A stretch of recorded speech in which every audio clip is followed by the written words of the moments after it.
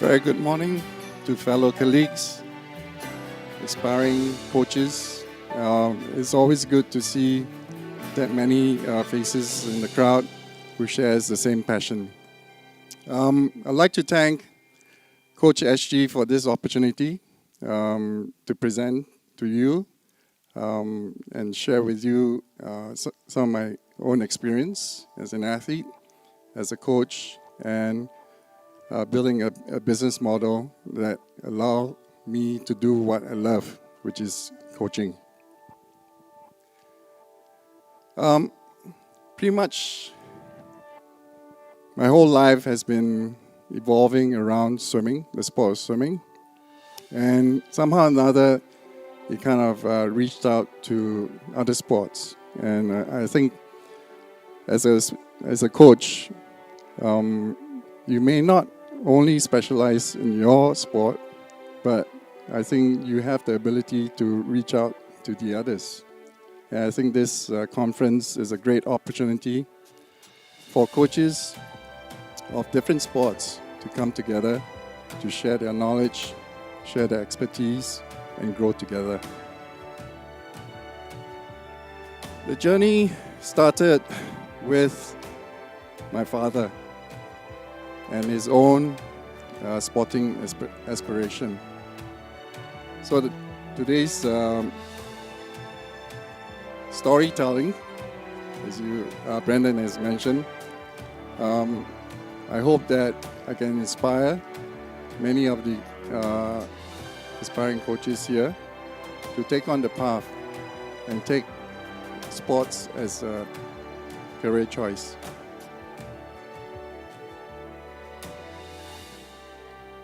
So these are the 6 areas I'll cover.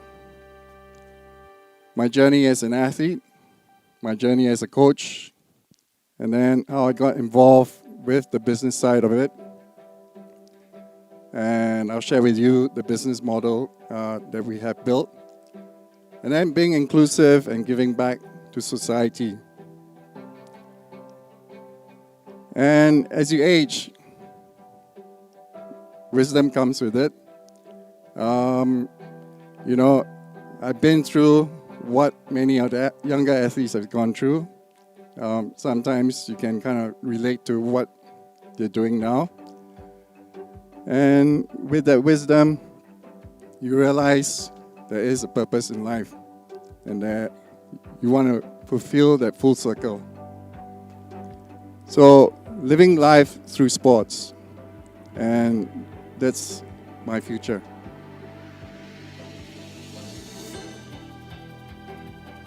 As you can see, the graphics, we all go through this pathway.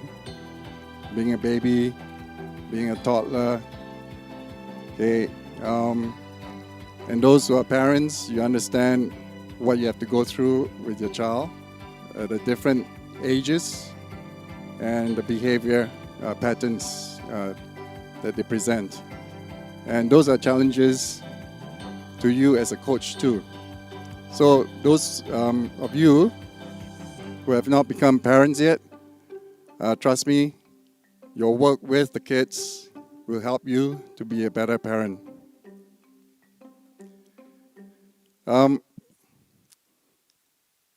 As I mentioned, my father is my source of inspiration. And when he was young, he loved sports. He went into swimming. And he actually migrated from China at a young age of 18. And his first job was being a lifeguard. I think it was a young kid swimming complex. And he went on to coach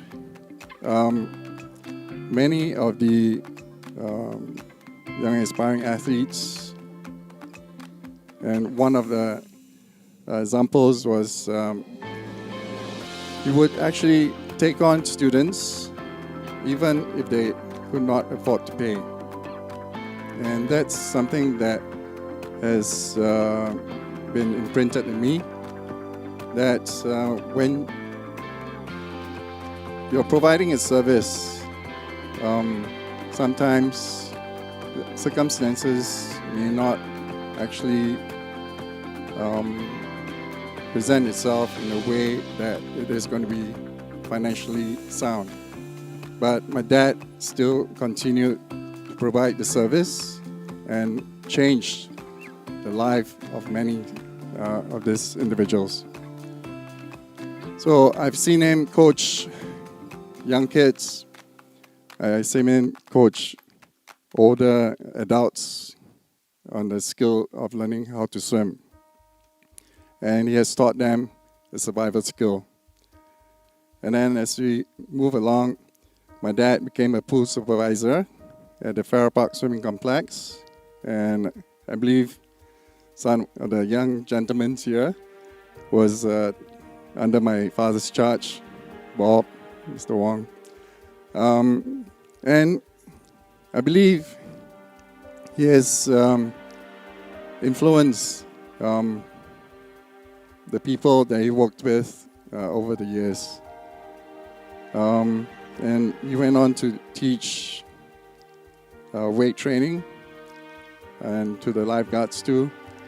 But his ultimate passion was really in the sport of judo.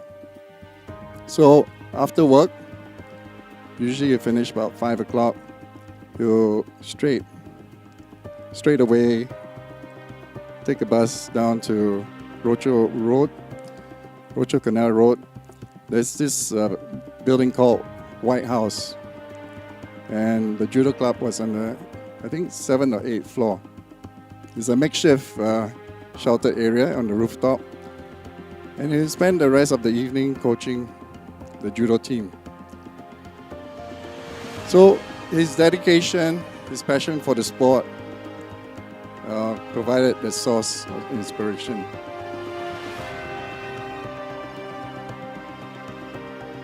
And when we talk about creating a sustainable sporting ecosystem, I think what I've gone through as an athlete and then a coach will reflect, as I share the story, the journey, it will reflect how it became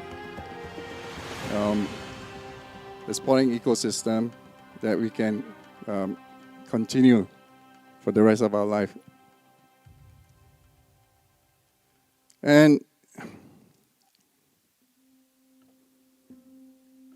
the setup of the APS Swim School and the Aquatic Performance Swim Club is quite a unique partnership altogether. And I'll share a little bit more as we go along. So how did it all start? The influence that I had as an athlete made a big impact. My journey going through the challenges that I had as an athlete, and having the friends, the family members, coaches, and some of the lifeguards who have taught me some of the diving skills when my dad's not around, and just giving me tips on how to breathe correctly. Those are, as again Brandon mentioned, your quiet heroes. Yeah, people behind the scene, they've been very supportive. And through that, you learn, you establish a passion, and you find your source of inspiration, and you find your source of purpose. So here's a picture of my dad. And he went on to represent Singapore 1964 Tokyo Olympics. He missed out competing because he was underweight. He fell ill and he missed his fight. But again, that didn't stop him from giving back to the sport. He went on to coach, and he provided the inspiration to one of the best performing judo team ever at the 1973 SEA Games in Singapore, where the judo team brought back 7 gold medals. And you can see some of the pictures of my dad with his training buddies. Guess how old they were? The one in the middle. They're all in their 70s. And at that time, they're benching a lot heavier than me, 120 kg. So it's like, and whenever they go to the gym, I think everyone is just focused on them. And there's a picture of, again, following my dad's passion. When we went to the 1984 LA Olympic Games, the first thing we wanted to do after we finished our race was to visit the Gold's Gym. And at that time, that's where Arnold Schwarzenegger, all the big names, were trained there with Joe Wader, Ben Wader. And next to myself will be Dr. Tay.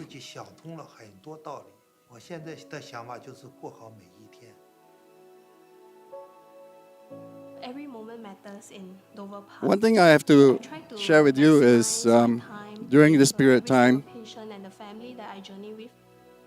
back in the 70s, 80s, many of the swim coaches would actually shy away from strength training or weight training because the idea was that if you bulk out too much, it will affect your performance in the water. And this is where my dad challenged me almost practically every day with weight training. And again, that was the foundation of where I built my advantage in the sports swimming.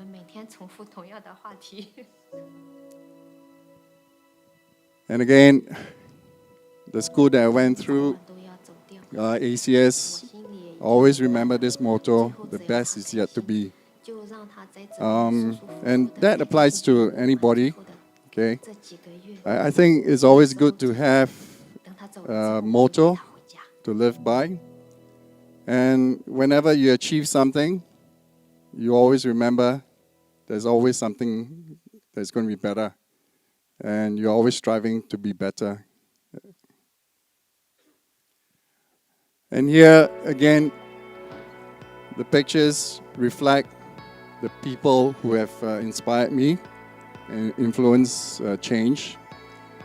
The one person that has been thrown into the water, that was after winning the school nationals, was Mr. Wee Monam. He's our math teacher.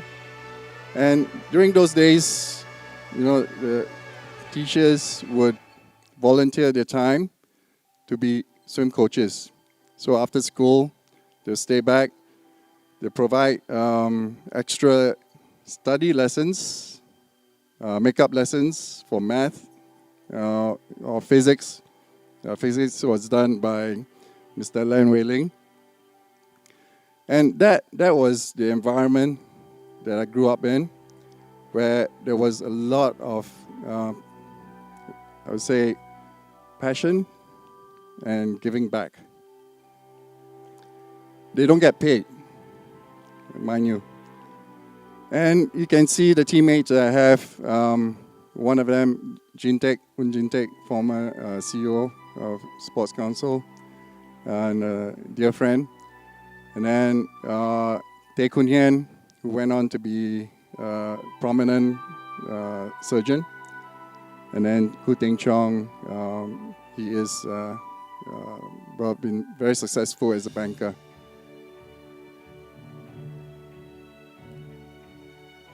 So the trip that changed my life, and that was the trip to the Hawaiian International Swimming Invitational.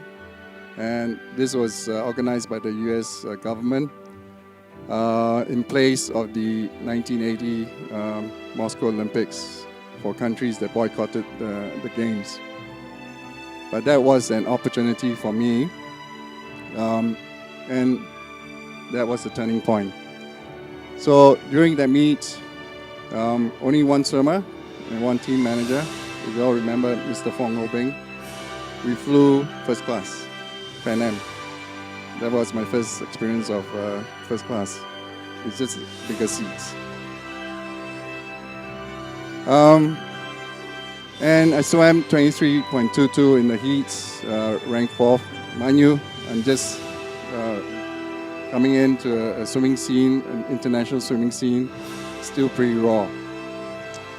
And the finals, all Americans, except for myself, and I finished 8th. At that time, the world record was set by Joe Bottom, 22.71.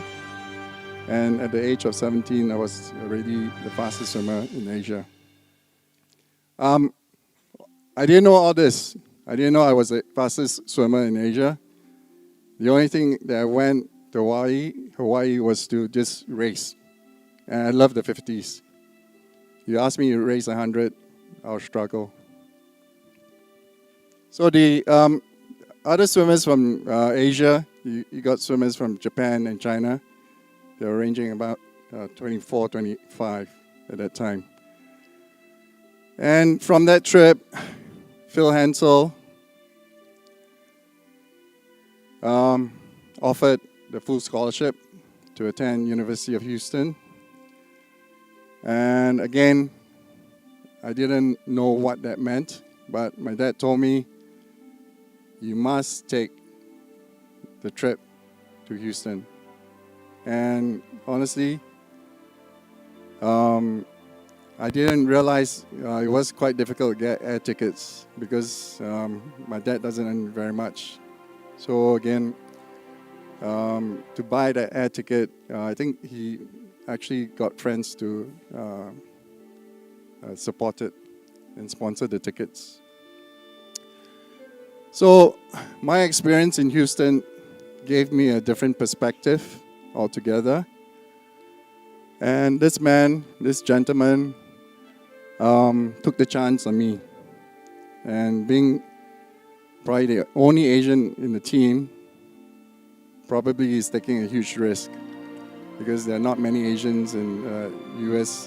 collegiate program, except for those U.S.-born Japanese or Asians already in the system. And my whole experience in Houston was really amazing because you get to really work with the best in the world, and you get to see the best athletes performing on, the campus ground. People like Carl Lewis, who was 9 Olympic gold medalist, and you can see him practically at the track every day, training. Leroy Burrell, another great sprinter, who's the current head coach for University of Houston. And then you have the basketball team, the dream team, the 5 Slammer Jammer. You have Clyde Drexler, Hakeem Olajuwon. Those are big names at that time. And we also had the NC2A Division I, ranked number 1 team, University of Houston. They've been winning it for quite a number of years, and some of the top players came from that program. So you kind of immerse into a system where being competitive is your survival mode. You have to be competitive. You have to be ready to race at all times. And the 4 years there, it taught me to be resilient, to be independent. Again, how college life is, it can be a huge distraction, and especially at that young age. So I must, again, go back to show my appreciation to my dad, because he set the ground groundwork for me. And again, I think what really made the difference was that he told me that you have to make the best of this scholarship, regardless.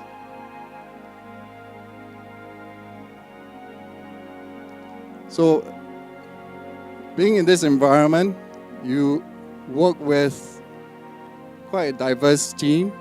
You get swimmers from Great Britain, Scotland, South Africa, and there were divers from Rhodesia. Now it's called Zimbabwe. And these are people who you actually keep in close contact and build up the friendship over the years. And that becomes your network. And one of the most successful diving coach for Great Britain now is Jane Figueiredo, who's working closely with Tom Daly, the UK diver who's done well. And during my time in the States, again, I think being competitive allowed me to push the limits. In 1982, this is the world ranking. And just missing the world record, 22.54. The European record then was 22.78 by an East German. And then the Commonwealth Games, our Commonwealth record was set by me. So,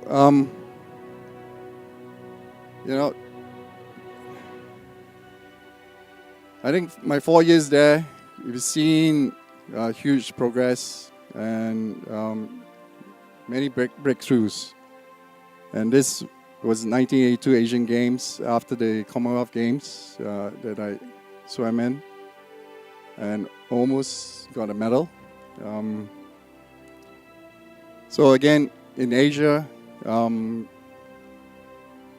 the difference in performance is quite huge. But again, at that time, being young, you just went out to race.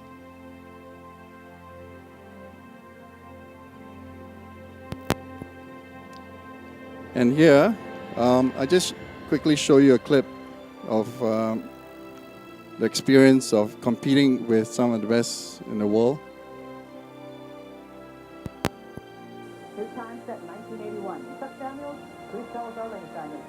Swimming in the championship of the men's 50-yard freestyle. In lane number 1, the former American record holder in the 50-meter freestyle. He attended the University of California at Santa Barbara, swimming for the tandem swim club, Bruce Stahl. Bruce is ranked top 10 in the world then. The University of Texas, representing Longhorn Aquatic, John Pohl. In lane 3, John was coached by Eddie Reese, then Joseph Schooling's coach. Last year's long course championship, a high school senior from Collinsville, Illinois, swimming for the Parkway Swim Club, Tom Yeager. Tom Yeager went on to break the world record in the 50s. He became a 50 sprint specialist. Robin was the current world record holder then. A native of Singapore and a sophomore at the University of Houston, representing Houston, Siong. I like the colors, red and white, Singapore colors. Representing Santa Clara, Chris Kavanaugh. Chris is also world ranked. Winner of the 100 and 200 yard freestyle, world record holder in the 100 and 200 meter freestyle, swimming for the War Eagle swim team, Rowdy Gaines. Rowdy held the world record for the 100 and 200 free then, and went on to win the gold medals at the 84 LA Olympics for the 100. Robin Levy, the NCAA champion, American record holder, probably with the best start in the world. He gets off better than anyone. His top challenger in lane 7, Rowdy Gaines. Rowdy, a 3-time All-American in the NCAA meet, already has won the 100 and 200 freestyles in this meet. The start is ever so important in this race. This is the most difficult event for the meat starter to get off successfully. Let's watch it very carefully. Had a little bit of problem with lane number 4 there to tighten the starting block, but evidently everything's secured now, so the men have been called to the block, and our starter, I believe, is ready to take off.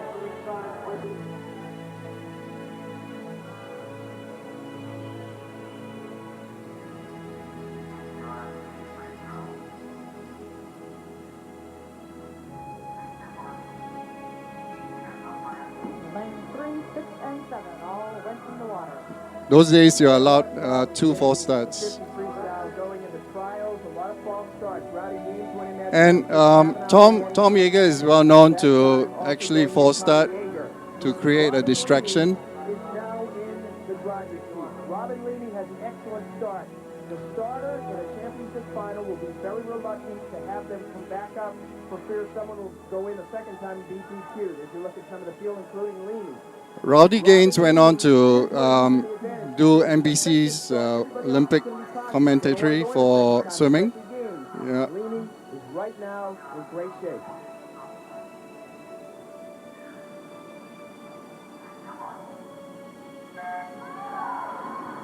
And the last one off the block was lane number 6, Chris Kavanaugh. He had a delayed reaction there, but out in front is lane number 4, Robin Leamy, the defending champion in this event. And off the wall first is Robin Leamy in the center of your screen. He is swimming without a cap, but lane 5, Siong, University of Houston, is right beside him. Chang coming on strong, but Leamy might have just touched him. He did not. Oh, it's Chang. University of Houston plays fourth in this event. The Okay, preliminary so champion, 50 yards is almost like by Houston. He is a well, sophomore there. 42 meters. There it is this time, Sean Eng, 19.86. The American record is 19.36. And I'm sure some of the swim coaches may look at a video and do assessment now and critique. The heads are too high. Yeah, too many splashes. Houston, Chang doing very well. Let's watch the turn in the last lap.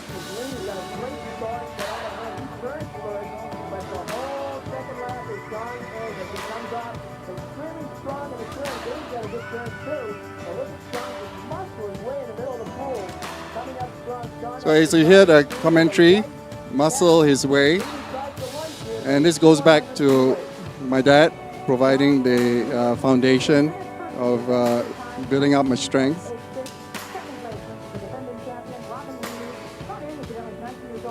And this is an event that I have a particular passion about.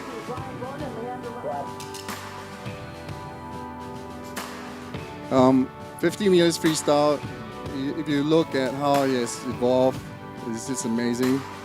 Now the world record is 20.91, and still that was done with a full body suit. Again, that idea of breaking 21 seconds itself is incredible.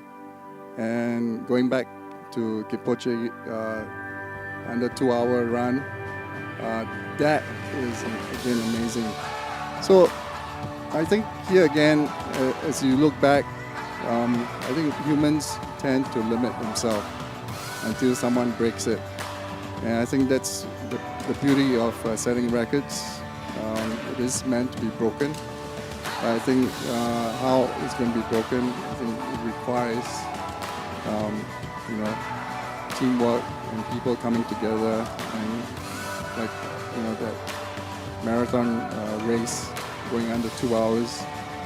Who are your expertise that you put together that helps Kipoche to break that 2 hours barrier? So, as an athlete, again, looking at the challenges and then the funding, not having enough resources, you make do. And for me, when I was in college, I spent most of my time in the dormitory because food is free. It's part of the scholarship. So I didn't have to pay that much. And pocket allowance is only coming in occasionally. So all I need was just an air ticket. Yeah. And social integration, mixing around with the other swimmers. You can see kegs of beers in their rooms. Okay, I couldn't afford that, so I was fortunate. And then smoking pot is a common thing. Again, I cannot afford it. So it's sometimes good to be poor. And adjusting to the culture, obviously the first 2 years was tough. Again, once you go to Houston, you realize it's pretty cosmopolitan. They have two Chinatowns in Houston, so they have a large Asian population there. So my first impression was cowboys and Indians when you go to Texas, but it wasn't. So went to 84 LA Olympics, 1988 Seoul Olympics, did my national service in between. And my journey through the Olympics taught me many things. Okay, as you realize, they didn't have the 50 meters freestyle in 84. If they had it, it could have been a different story altogether. But again, maybe I wouldn't be standing up here sharing the story. And then, maybe I wouldn't even chosen the path of setting up the swim school and the swim club. Again, going back to being poor, okay, it makes you look at things differently. And this experience taught me that, hey, things do happen for a reason. Yep. And my journey into the 50 free, the first inaugural 50 free event at the Olympic Games. It was heart-wrenching, but again, a huge learning experience. And finally, the last race in 1993, SEA Games, to finish up my swimming career. And I think during that time, you were dealing with a psyche where, hey, if you're 31 years old, you gotta look for a job, man. You're too old. Yeah. But if you look at the current climate, the age group, there's no real, age limit, if you really think about it. But if you have someone like Dara Torres at the age of 40, after giving birth and coming back winning a silver medal at the Olympic Games in the 50 free, I think eventually it's all in the mind. Yeah, the journey as an athlete can go beyond. It's just how long you want to put in and make an effort out of it. For Dara Torres, I think the background is she lives in Beverly Hills. Obviously, she's got plenty of money. Yeah, so I think age is just a factor to consider, but not the main thing. I'll just quickly show you this video. This is the second video, and then she'll finish up.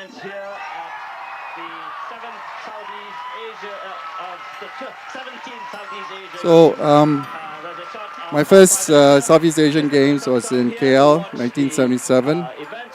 Retired 1993, so 16 years. We have the introduction of swimmers here in lane number 5. Is Richard Sembera and of Indonesia. 93, I was dealing with injury. I had the slip disc during one of the weight training sessions. So I had a chiropractor that was with me at that time, helping me to manage that. Raymond Papa. Peng Siong is seated, the best swimmer in this heats this morning. He's in lane number 4. And he should be expecting a good fight from lane 3, Wisnu of Indonesia on his left. And don't forget that Richard Sambera has been trying to overcome Peng Siong, but Peng Siong is... Peng Siong has shaven his head for this event. Big difference from the OCBC Aquatic Center. This is going to be a very interesting race. And quick too, Ho Beng.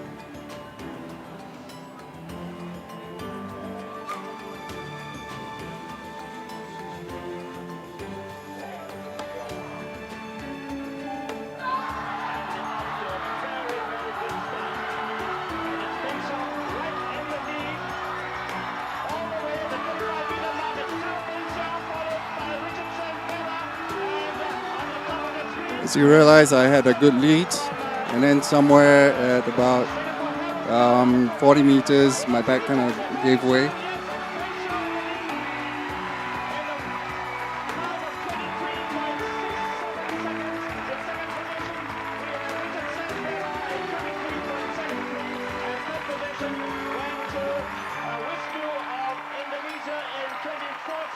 So that prayer was a sign of relief, really. So with my journey as an athlete, there's so much that I've picked up through my experience, and again, that allows me to, kind of set my plans into coaching, and then just creating a sustainable sporting ecosystem in the sport of swimming.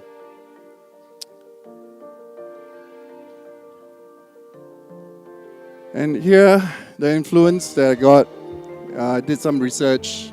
Phil Hansel was able to coach on deck at the University of Houston with minimum wage. He was paid only like $15,000 a year for his role. So you wonder, how does he sustain that? And it's the Phil Hansel Swim Academy, one of the most established swim academy in Houston area. And it's a backyard pool. And he was able to raise enough resources to fund his real interest, which is his passion in college swimming. So he's built a whole industry to sustain his interest in coaching. And one thing I love about his swim academy is that his outreach was through 3 different generations.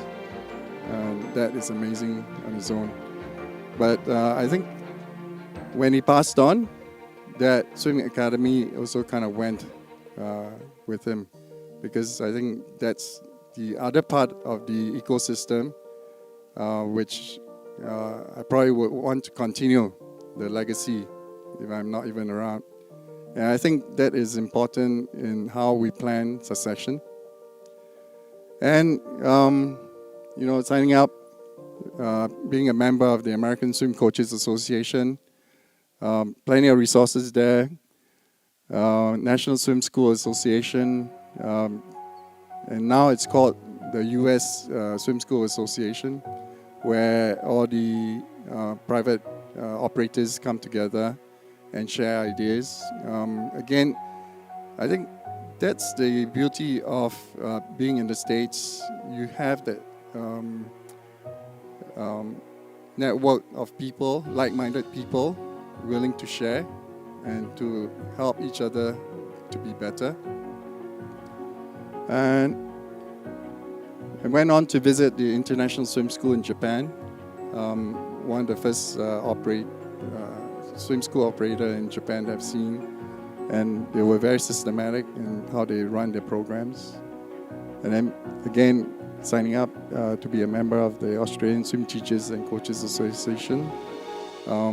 That again provided a lot of resources. And AusSwim was another platform of training swim teachers.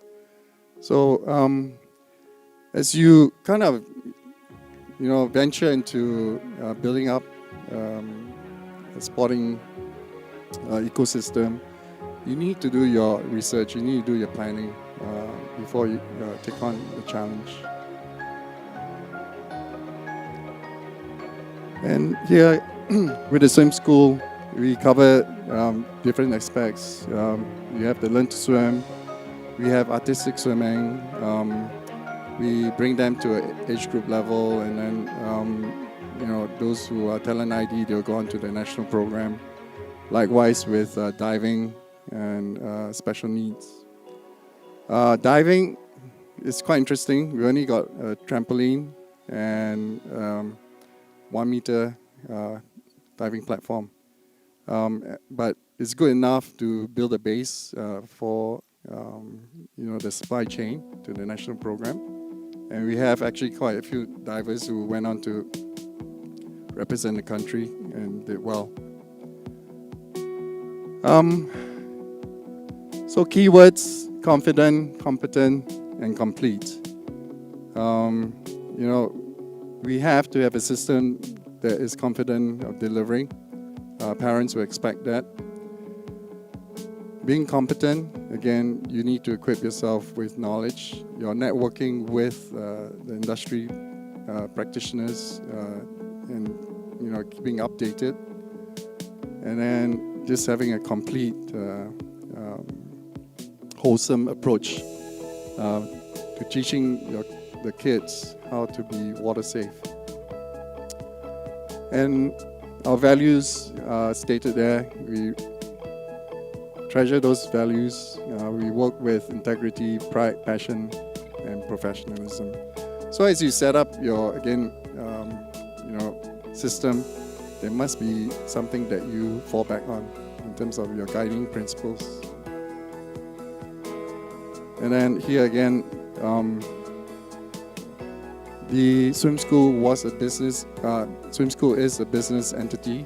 Yeah, it's set up as an organization that is able to provide resources. And Aquatic Performance Swim Club is a non-profit swim club, and it gets most of its support from the swim school program. So we cover swimming, para-swimming, artistic swimming, and then diving. And again,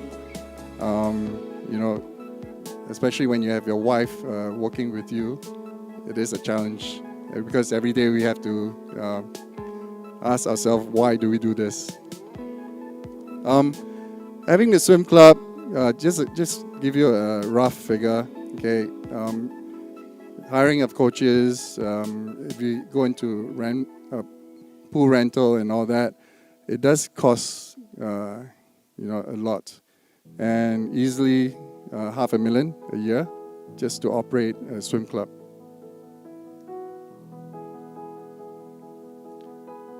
So again, it's the passion that drives you,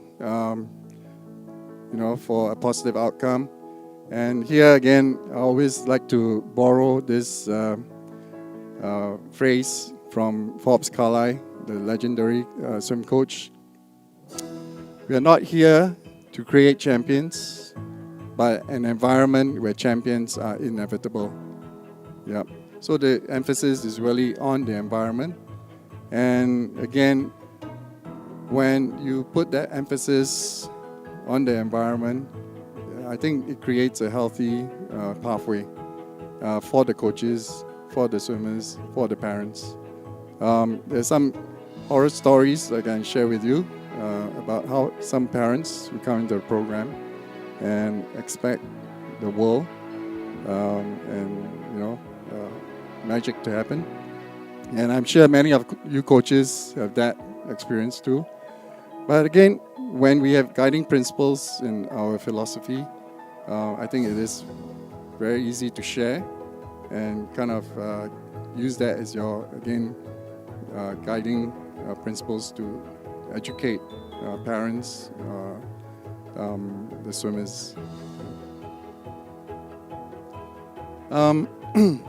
And I've had the opportunity to meet Forbes Carlyle and Ursula in their backyard pool, their very first swimming pool. And again, it's quite amazing. It's small operations, maybe about 1,000 students in a backyard pool. And one day, this guy from New Zealand, former New Zealand swimmer, by the name of John Coots, approached Forbes and say, "Hey, I'm going to help you build this swim school." And now it is a multi-million-dollar business. John Coots is the current owner of the Carlyle Swimming. And one of the other owner, part owner, is Richard Kahalan. Is a former schoolmate of mine in Houston. So again, your network is important. You need to establish it over the years. You never know when those opportunities will come forth. So this element of friendship through your years is important to keep.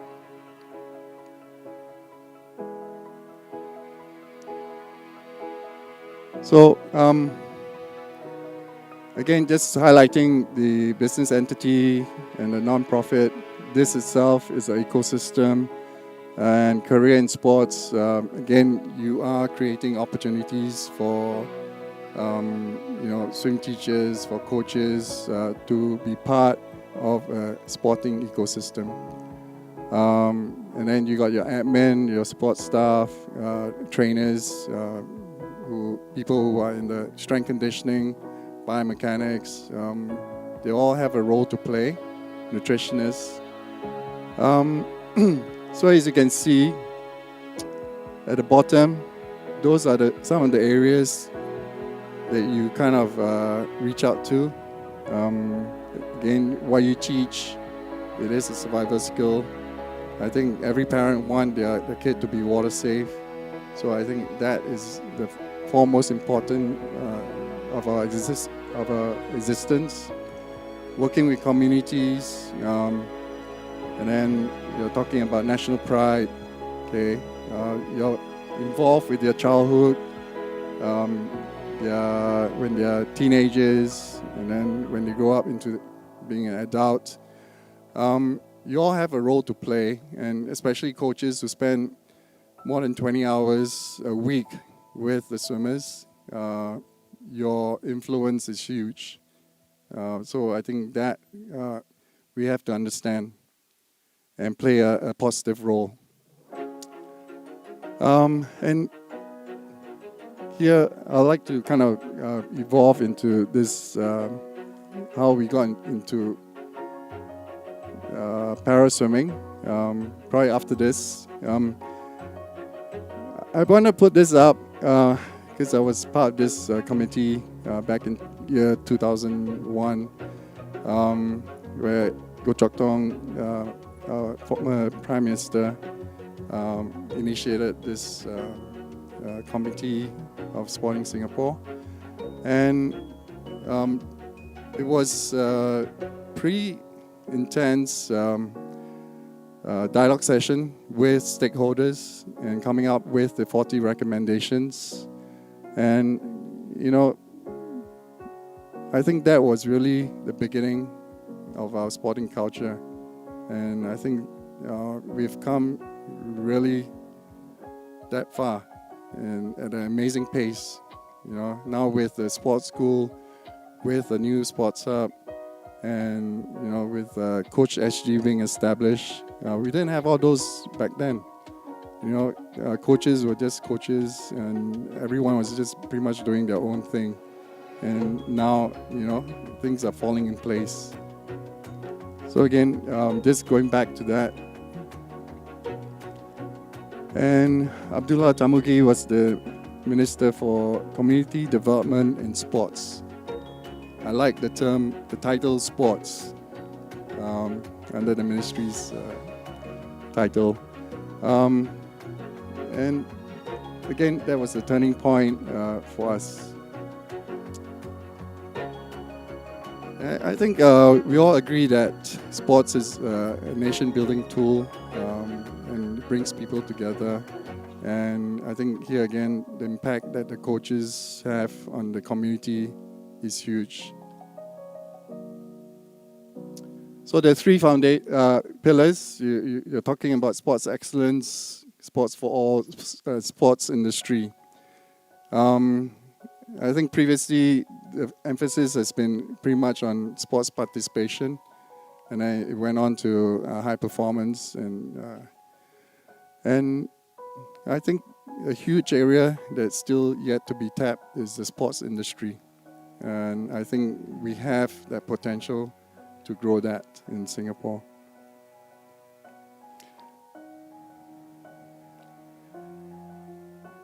And through the setup of the swim school and the club, we were able to give back to sports And it's winning moments like this that makes it really joyful being a coach and being able to make a difference. And I must put more emphasis on this, that it does take a village to build a team. Yeah. Everyone has a part to play in it. And so, how did I get involved with para sports? Actually, my early exposure was with my dad. He was coaching visually impaired guy. All I remember is we call him Sergeant. I think he lost his sight because of a grenade explosion or something like that. But he came to the swim program and he used stroke count as a way to cover the distance. And we had to make sure we had this one lane rope set up for him as a guide. But you can see the determination in him that he was, trying to overcome. So, 1990s, then I met with Frankie Thanapal and Tan Ju Sing. Those are two people who have made a big influence of me getting involved with para sports. And I was actually coaching Frankie back then. He's passed on. So if anything, Frankie has been a big influence in this. And 96, 2000, I worked with U.S. Paralympian gold medalist Greg Burns. He's established painter now. Yeah. And went on to work with Teresa, Peng, Wei Song, and many of the other medalists. Here, these are some of the pictures that from the Paralympics, and you have a picture of Greg Burns. And my experience as coach at major games here. Okay, creating a winning culture, 1995 to 2015 SEA Games. From the club alone, we have actually collected 94 medals, including relay members. Actually, if you look back at the stats, it's pretty amazing. And then from the ASEAN Para Games, 84 medals. And that's only until 2013. As a national head coach, again, having that ecosystem, it actually came to a point where it was self-sustaining, and I was able to take time off I have to kind of take myself off the swim school and the club to take on this role as the national head coach. And the three things that we focus on is to build a professional coaching community, and then building a team with a winning attitude and a world-class attitude to swimming. So our first experience, 2009 Rome World Championships. When we went there, you know how the other countries like to set up their recovery centers? We were first, typical Singaporean, we choked one area. And we put up, barriers. And we behaved just like the other winning countries, the US and the Great Britain, and, So we wanted to be like them. And we had our ice bath set up and all that also in the massage bed.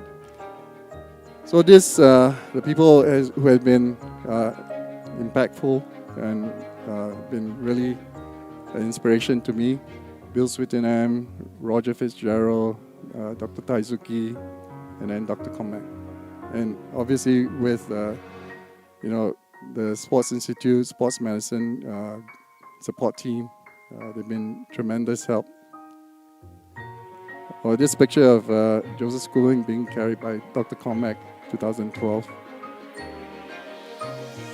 And here's the village and the stakeholders. As you can see, the list is just, it goes on.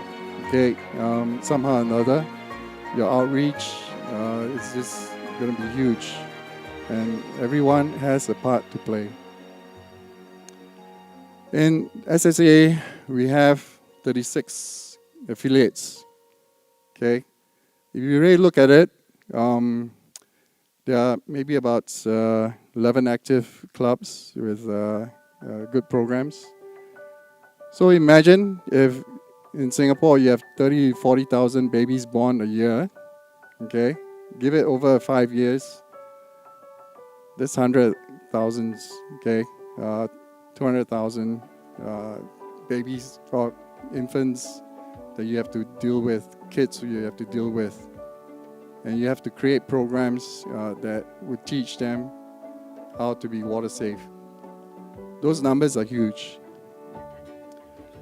And for Olympic events, 38 events. If each country, 2 swimmers allowed, you have 76 medals opportunity. So how many service providers do you need to fulfill that? So, looking at the number of affiliates that we have, active clubs, I think we have a huge potential.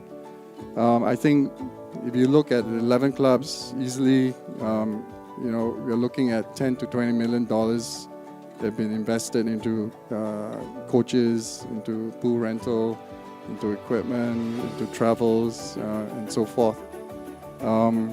And that's not a small figure.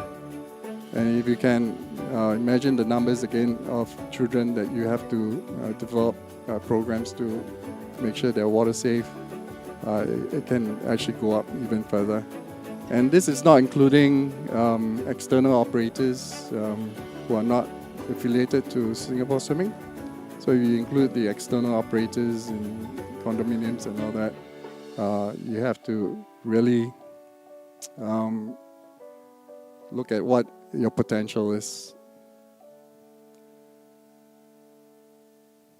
So that is the whole cycle that you go through. And I have to say that being an athlete, it sets the foundation. Being a coach, you acquire the knowledge and you influence change. And then the business model makes it financially sound, so you don't have to worry too much. Okay, if you have it right, you have the formula right, it goes on. And always go back to your family as your grounding values. I think any business, you can always build it up again, but families, I think that is tough. Okay, and that's how we stay grounded. And then the community is all about giving back, and being able to give back is a gift to you as a coach. And do it with humility and purpose. Aging with grace. The work with parasports and having to take care of my parents when they're aging, you realize, hey, somehow we're going to be there. We will get there. Okay? As we age, we need to learn how to manage that. So, having gone through parasports and dealing with aging population or aging parents, I think we have to prepare ourselves. Okay,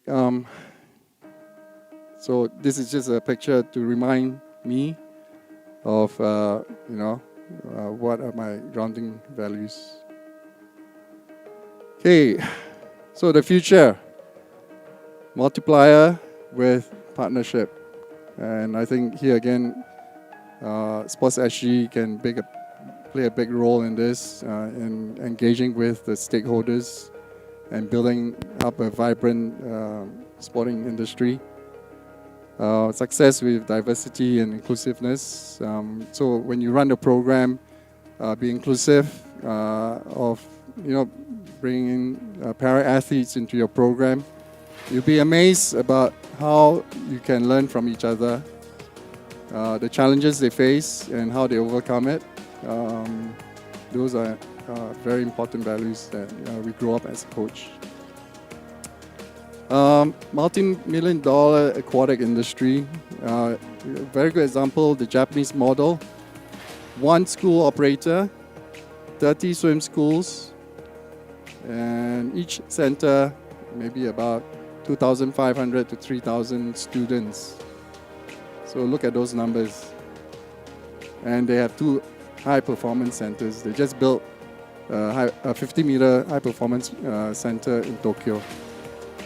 So we have not reached our potential yet.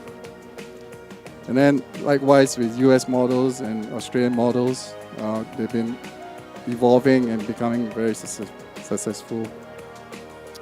Supporting social entrepreneurship, I think that's important. That everyone plays a part. And making every Singaporean a swimmer. I think ultimately, as swim coaches, I think that is our task. But I think it falls with every other sport. I think every coach in the particular sporting field has a role to play. And I think, if I like to learn Aikido, at least I know there is a place that I can go to with a qualified coach. Okay, so before I end, always ask yourself, what's the purpose in life? Okay, as you build up your sporting career.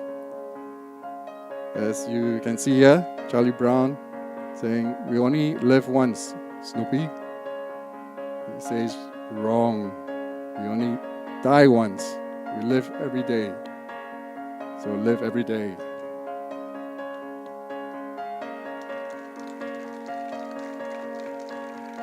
Okay, just to touch on, again, I like the term quiet heroes, okay, because again, behind every successful coach or athlete, there is a quiet hero.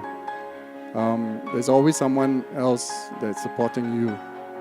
Find out, again, always reach back, show your appreciation, and I think appreciating the history of sports is just as important as you take on the pathway of being a successful coach. So, I'd like to thank you for all your presence here and the support. And I'm, truly honored to be able to share my life's journey and how it has evolved. And I hope to be doing this even when I'm in my 80s. So, That's all, folks.